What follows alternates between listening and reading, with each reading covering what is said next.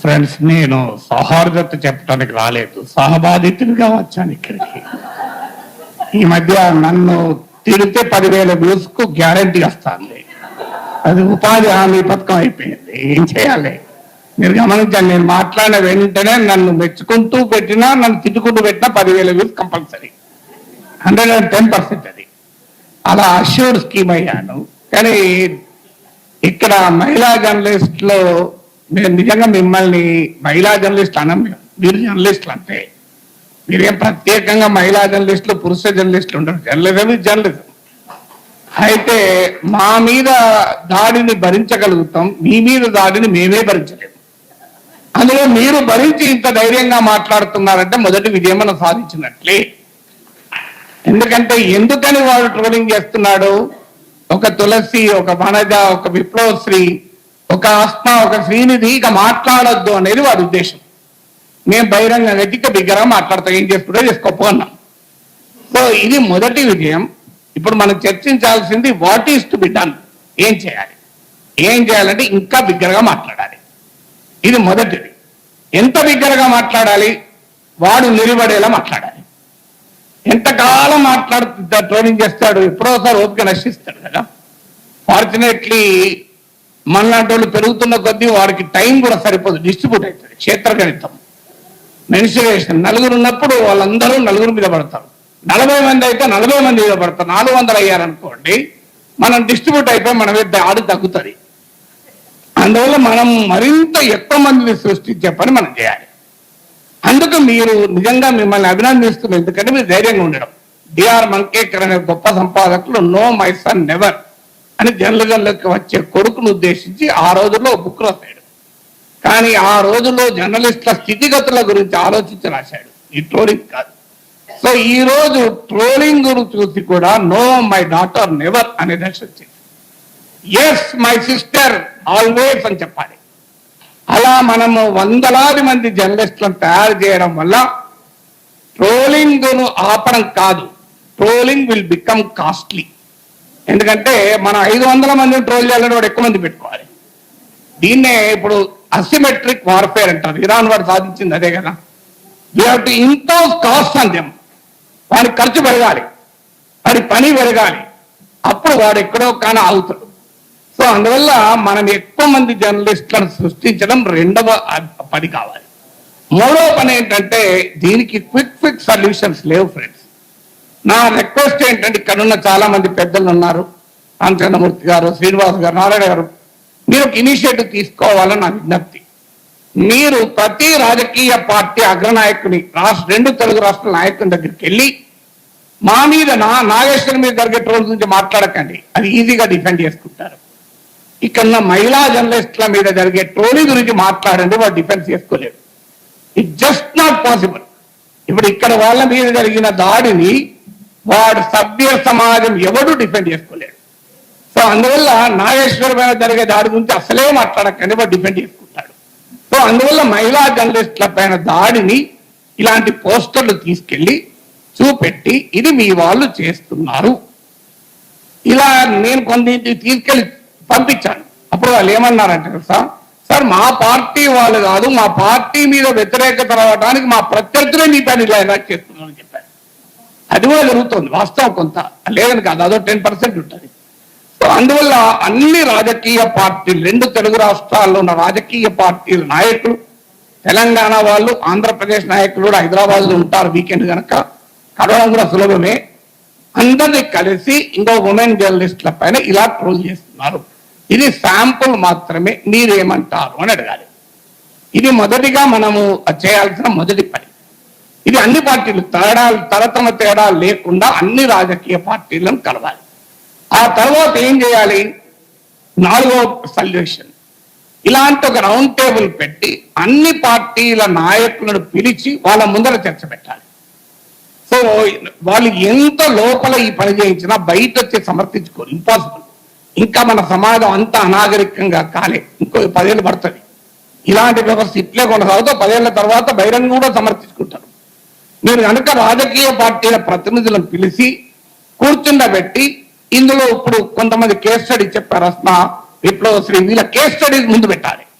మీరు ఏమంటారు చెప్పండి. So what will you do? మీరు ఆన్సర్ చెప్పండి అని చెప్పి ఆ రాజకీయ పార్టీలను పబ్లిక్ గా నిలదీయాలి.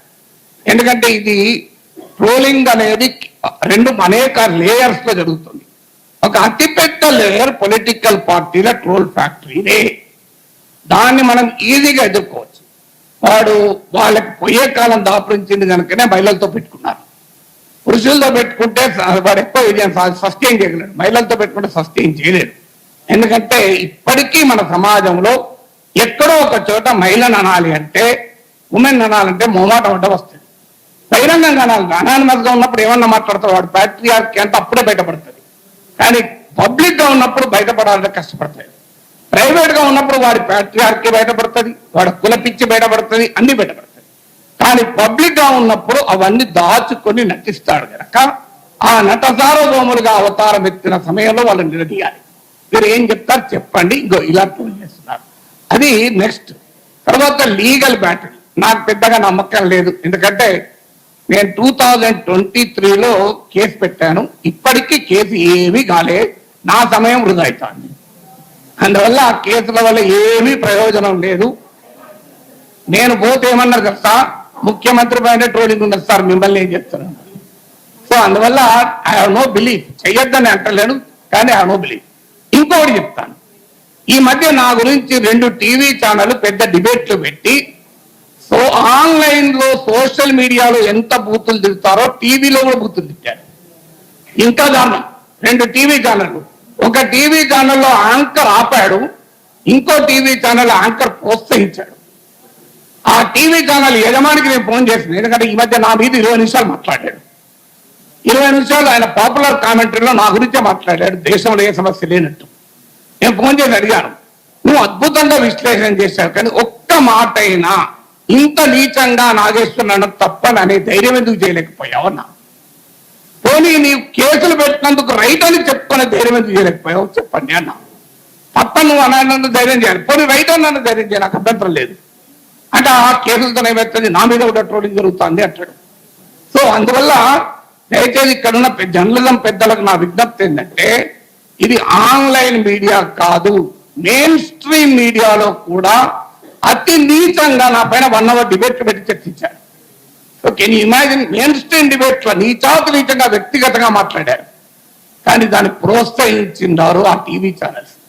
సో ఈ ధోరణి నాతో మొదలైంది. మీరు చూడండి, భవిష్యత్తులో ఈ టీవీ ఛానళ్ళు కూడా ఆ ట్రోల్ ఆర్మీల ఎక్స్టెన్షన్లే. మనందరికీ తెలుసు ఈ ట్రోల్ ఆర్మీలను ఏ రాజకీయ పార్టీలు పోషిస్తున్నాయో ఆ టీవీ ఛానళ్లను కూడా అవే రాజకీయ పార్టీలు పోషిస్తుంది, ఇందులో అనుమానం లేదు. అందువల్ల వాళ్ళు కూడా అవే పనిచేస్తున్నారు. అందువల్ల వారి యాజమాన్యాలపైన కూడా ఒత్తిడి తేవాలి. మీరు డిబేట్ పెట్టండి, ఎవరన్నా మేమన్న మాటలు ఖండిస్తూ ఇది ఎంతన్నా డిబేట్ పెట్టండి, కానీ మీకు ఎవరిచ్చారు అధికారం నీచంగా వ్యక్తిగతంగా మాట్లాడటానికి? కనీసం ఆ డీసెన్సీ అన్న టీవీ ఛానల్ పాటించాలి కదా, అట్లీస్ట్ మెయిన్ స్ట్రీమ్ మీడియా అన్న పాటించాలి కదా.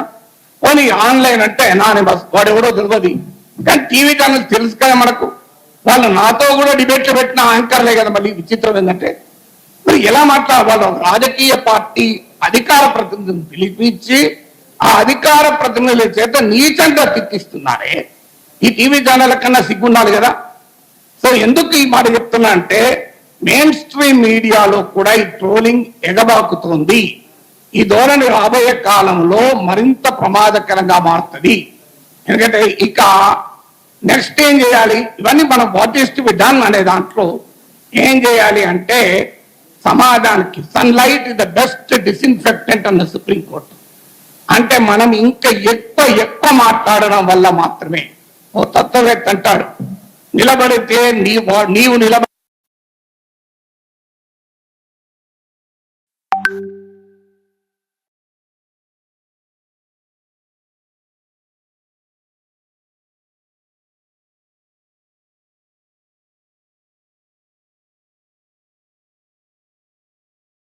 ఒకటే పద్ధతి, విస్తారమైన సమాజాన్ని మనం వెనకాల నడిపించుకోవడమే. దానికి పరిష్కారం ఏంటంటే, శత్రువు మనని కొడితే ప్రజలకు తాకాలి, మనము శత్రువును కొట్టితే కూడా వారి వెనకాలన్న ప్రజలను స్పందించేలా చేయాలి. అందువల్ల ప్రజా సమస్యల పైన మరింత ఎక్కువగా మాట్లాడితే వద్దన్నా వాళ్ళే మన రక్షణకు వస్తారు. నువ్వు నన్ను ట్రోల్ చేస్తావు, నేను విశాఖ స్టీల్ ప్లాంట్ కార్మికుల తరఫున మాట్లాడినా, వాళ్ళు చూసుకుంటారు.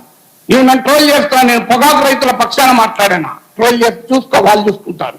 నువ్వు ట్రోల్ చేస్తావు, నేను ఆటో రైతుల పక్షాన మాట్లాడినా, నీవు ట్రోల్ చేస్తావు, నేను తెలంగాణ పోలీసులకు ఉద్యోగాల కొరకు బాధపడుతున్న నిరుద్యోగుల గురించి మాట్లాడతా. ఏం చేస్తావో చూడండి. అందువల్ల నేను ఈ మధ్య పని కట్టుకొని ఇదివరకన్నా ఎక్కువగా ఎక్కడ ప్రజా సమస్య ఉందో జల్లడ పట్టి వెతికి వాళ్ళ గురించి ఎక్కువ మాట్లాడుతున్నా. ఎందుకంటే అల్టిమేట్ గా ప్రజలే మన కవచము, అది గుర్తుపెట్టుకుందాం. సో అందువల్ల మరింతగా ప్రజా పక్షాన విస్తారమైన జనం సమస్యలు మనం తీసుకొని జనం భుజాల మీద తుపాకీ పెట్టి మనను వాడు ట్రోల్స్ భుజాల మీద తుపాకి మనం కాలుస్తున్నారు కదా, మేము జనం భుజాల మీద తుపాకి పెట్టి మీ సంగతి చెప్తాం. అప్పుడు ఏమంటారో చూడండి, మీరు మమ్మల్ని కొడతానంటే ఆ ప్రజలే మా రక్షణకు వస్తారు. అది మన అనుభవం అందరిది కూడా. అందువల్ల ఇలా మనం ఆలోచించాల్సింది ఏంటంటే తత్వవేత్తలు సమాజాన్ని పరిపరి విధాలు నిర్వచించారు. ఈ ట్రోలింగ్ గురించి 100 రకాలుగా చెప్పగలిగే సామర్థ్యం ఉన్నవాళ్ళు, అనుభవం ఉన్నవాళ్ళు ఇక్కడ చాలా మంది ఉన్నారు. Let us find a solution. అందువల్ల కొన్ని సొల్యూషన్, ఎవరి దగ్గర పర్మనెంట్ సొల్యూషన్ లేదు.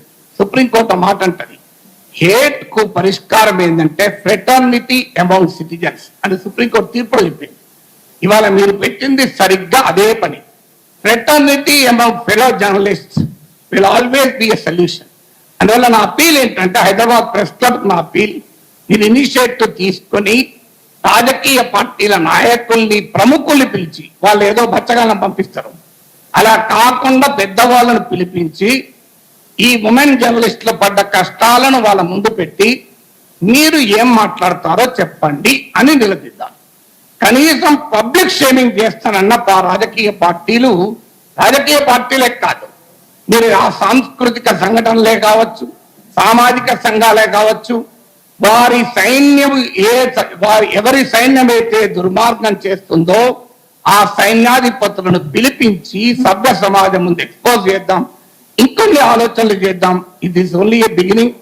నా రిక్వెస్ట్ ఏంటంటే ఈ యుద్ధంలో మనం పొరపాటున కూడా భాష మారద్దు, మాట మారద్దు, మనను ఎదుటివాడిని నుంచి దూరం చేసే, ఏలియనేట్ చేసే ప్రయత్నాలు కూడా జరుగుతాయి. వాటి మొత్తం అప్రమత్తంగా ఉంటూ ఈ ధర్మ పోరాటం అంటే రాంగ్ మీనింగ్లు వస్తాయి. ఈ ధర్మ యుద్ధాన్ని మనం మొదలు పెడదాం. ఖచ్చితంగా మీ వెంటాల మేము ఉంటాం. ఒకటే దీనికి పరిష్కారం, మీరు ఒక్కడు ట్రోల్ చేస్తే మేము ఇంకా 100 సార్లు మాట్లాడతాం. నీవు నెరిపడతావా నేను నెరిపడతావా చూద్దాం. భగత్ సింగ్ అన్న 10 మాటలు ఉన్నాయి సార్.